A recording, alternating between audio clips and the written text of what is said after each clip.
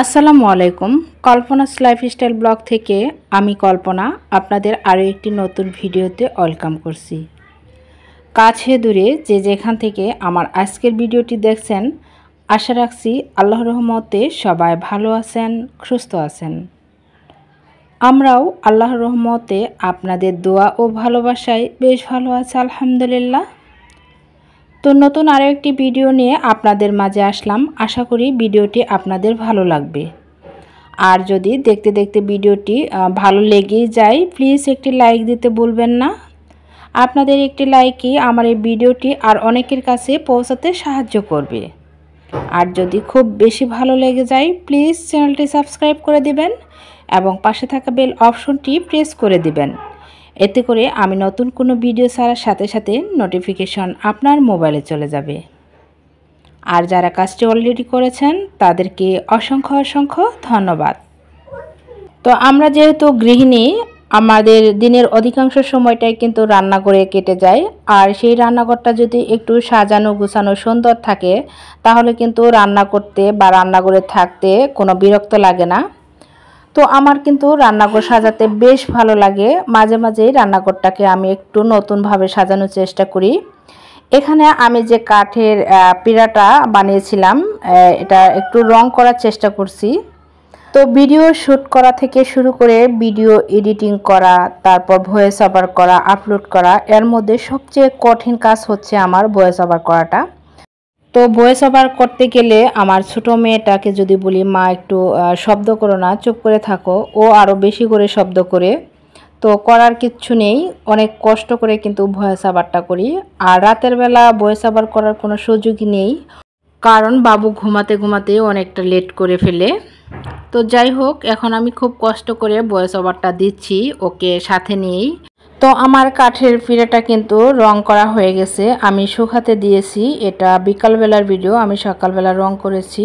এখানে কিছু জার ধুয়ে রেখেছিলাম যেগুলো খালি হয়ে গেছিলো, তো জারগুলো আমি রিফিল করে নিচ্ছি। এখানে এটা হচ্ছে একটা লবণের জার আর একটা চিনি। তো চিনির জারে যেহেতু এটা এয়ারটাইট না, মাঝে মাঝে পিঁপড়া ওঠে, তো পিঁপড়াটা যাতে না ওঠে তার জন্য এখানে লবঙ্গ দিয়ে রাখলাম। আর যে অয়েল জারটা আমি সেদিন নিয়েছিলাম অনলাইন থেকে, এটা আজকে প্রথম তেলটা ভরে নিচ্ছি। এই অয়েল জারে কিন্তু দুইভাবে তেল ইউজ করা যাবে, তো স্প্রে করাও যাবে আবার ঢেলেও দেওয়া যাবে। এটা কিন্তু আমার কাছে খুব ভালো লাগছে। তো এই যে দেখেন, আমার পিঁড়াটা কিন্তু রংটা শুকিয়ে গেছে। এখন আমি এটা সুন্দর করে সাজিয়ে নিব। রান্নাঘর সাজাতে আমার কাছে ভীষণ ভালো লাগে। আর নতুন নতুন জিনিস দিয়ে যদি রান্নাঘর সাজায় তাহলে তো আরও ভালো লাগে। এখানে আমি কুশি কাটার 2-3টা ম্যাট করেছি ছোট ছোট। এটা আমি অয়েল জারের নিচে রাখবো, যেহেতু তেলের জারগুলা একটু নিচে তেল চিটচিটে হয়ে থাকে। তো তার জন্য পিঁড়াটার উপরে আমি এই ম্যাটগুলো বিছিয়ে তারপর রাখবো জারগুলো।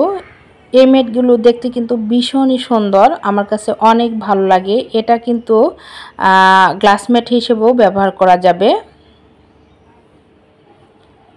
তো এখানে আমি চিনির জারটা নিচে রাখলাম, যেহেতু উপরে জায়গা নাই, আর নিচেও একটু সুন্দর দেখানোর জন্য অর্গানাইজ করে নিলাম। এখানে মাটির কাপ রেখে দিলাম, আর একটা মাটির যে ছোট বাটি সেটা রেখে দিলাম। আর সামনে একটা টাওয়াল বিছিয়ে নিলাম, এতে কিন্তু দেখতে অনেকটাই সুন্দর লাগবে। আর সাইড দিয়ে ফুল দিয়ে একটু সাজিয়ে নিলাম। তো আমার এই কর্নারটা সাজানো কেমন হয়েছে অবশ্যই কিন্তু আপনারা কমেন্টস করে জানাবেন। আপনাদের সুন্দর সুন্দর কমেন্টস পেলে আমার অনেক বেশি ভালো লাগে। তো রান্নাঘরটা কিন্তু আমি রাতের বেলা গুছিয়ে রাখছি, আর এটা হচ্ছে সকালবেলার ভিডিও। 2 দিনের ভিডিও নিয়ে আমি একটা ভিডিও তৈরি করেছি। তো সকালবেলা নাস্তার জন্য এখানে আমি ডিম সিদ্ধ দিচ্ছি। আজকে বুট দিয়ে একটু হালকা বিরিয়ানি করব। আর এটা ছিল অফ ডের ভিডিও, মানে শুক্রবারের ভিডিও, শুক্রবারের সকালের ভিডিও। ওরা সবাই ঘুমিয়ে আছে আর আমি এখানে নাস্তা রেডি করছি। এখানে চালটা ধুয়ে নিচ্ছি। আসলে খুব শর্টকাট করে ভিডিওটা মেক করছি। ডিটেলসে যদি দেখাতে যাই তাহলে কিন্তু অনেক লং হয়ে যায়, আর অনেক লং ভিডিও কিন্তু দেখতে চায় না। এখানে আমি বিরিয়ানির জন্য যে চালটা সেটা চুলায় ভেজে তারপর রাইস কুকারে দিয়ে দিলাম। আর এদিকে আমি ডিমটা ভুনা করে নিব। আজকে সকালের নাস্তা আর মেনু আমাদের এটাই। তো বিরিয়ানিটা কিন্তু হয়ে গেছে। এই বিরিয়ানিটা খেতে রামিসা ভীষণ পছন্দ করে। এখানে কিন্তু বাড়তি কোনো মশলা দেওয়া হয় না, শুধু একটু আদা বাটা, রসুন বাটা আর সামান্য হলুদের গুঁড়া দিয়ে আর ছোলা বুট দিয়ে এই বিরিয়ানিটা করি। তো সকালবেলা নাস্তা খাওয়া শেষ। এদিক দিয়ে এই যে রামিসার বাবা মাংস নিয়ে আসছে, আমি মাংসগুলো প্রসেসিং করে নিয়েছি। আর এখানে দুপুরে রান্নাটা উঠিয়ে দিচ্ছি। আজকে হাতে মাখিয়েই মাংসটা রান্না করব।